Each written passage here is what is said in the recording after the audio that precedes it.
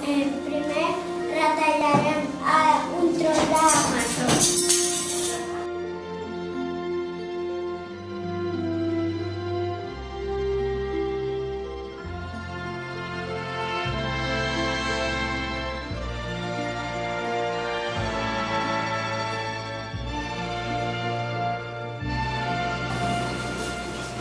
Ara posarem el raïm.